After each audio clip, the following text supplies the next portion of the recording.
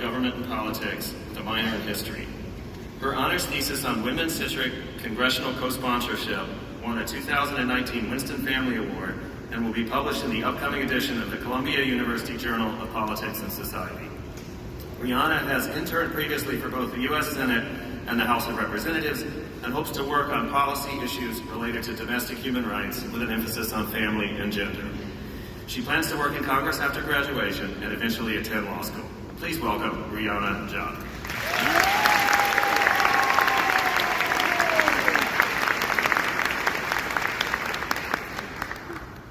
Thank you, Dr. Cunningham.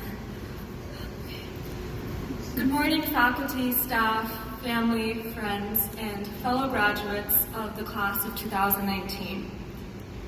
I feel that it's customary to begin a commencement speech with some kind of recollection from freshman year, so here's one of mine.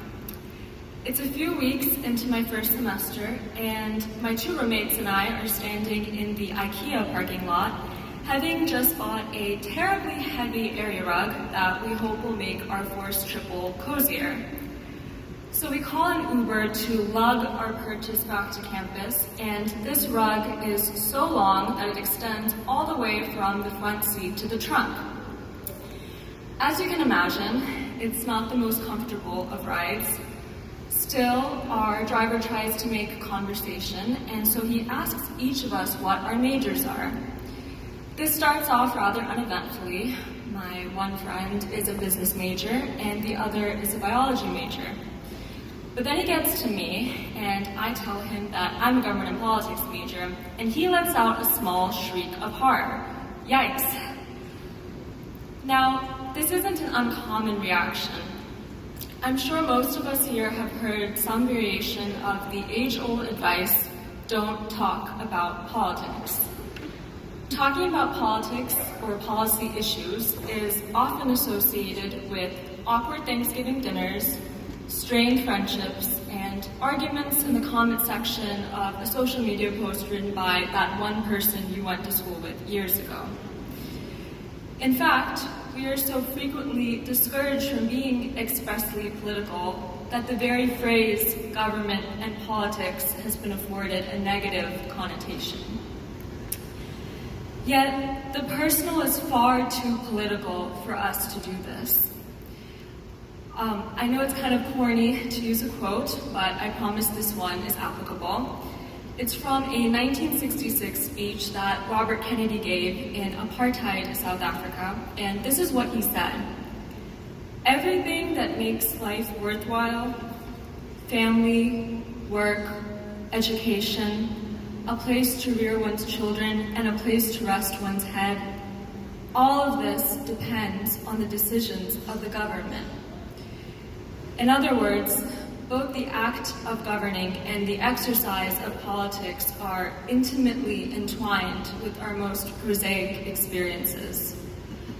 If the roads that we drive on are smooth, if the water that we drink is safe, if the air that we breathe is clean. So, what have we done with our majors? We have talked about politics, even, or should I say especially, as we have studied this subject at a time of considerable political divisiveness.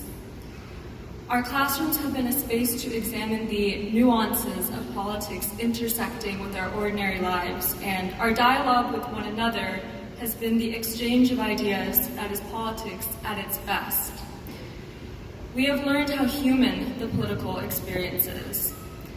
We have learned to not only be unafraid of talking about politics, but also to view it as a mechanism by which we can solve the wide range of problems that we face together, whether it's as global as our changing climate or as local as gentrification.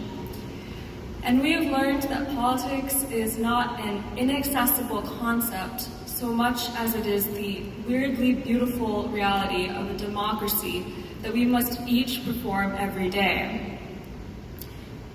Of course, all of us have also learned how frustrating politics can be. When I reflect back on the courses we have taken, I have to admit there aren't tidy answers in politics. Crunching numbers alone can't dictate the best way to allocate the federal budget, and plugging variables into a formula won't give us the perfect legislative response to the most contentious environmental issues of our day.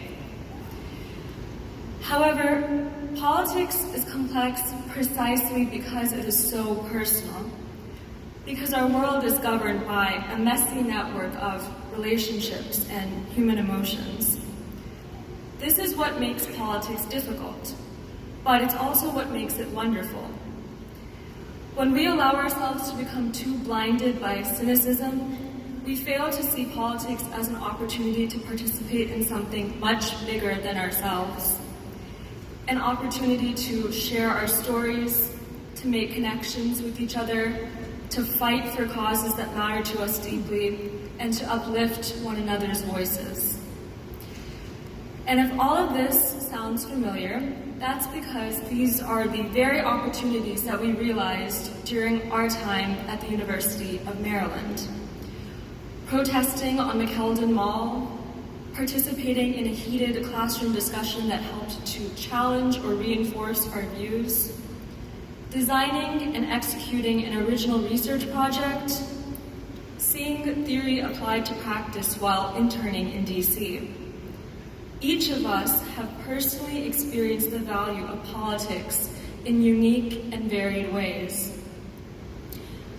So, wherever we go from here, whether it be into activism or law, the private sector or the public sphere, we will be engaging in the critical decision-making that will determine the characteristics of our national identity and the sustainability of our planet. As we grapple with this enormous task, there will surely be days where politics will feel so tremendously impossible that apathy will be incredibly appealing.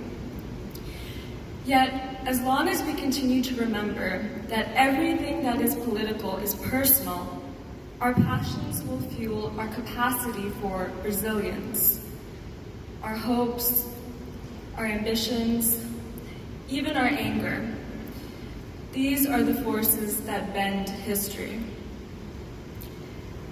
Ultimately, I'll leave you with this. Politics will always be challenging, but this is a challenge that we will embrace. Thank you.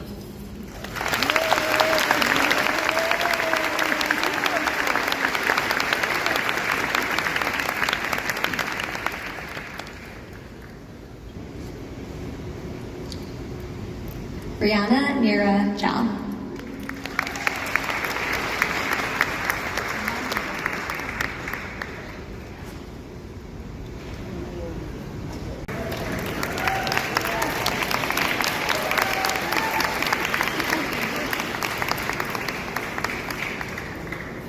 Class of 2019, we can now officially move our tassel from the right to the left, the final symbol of our graduation, so please join me now.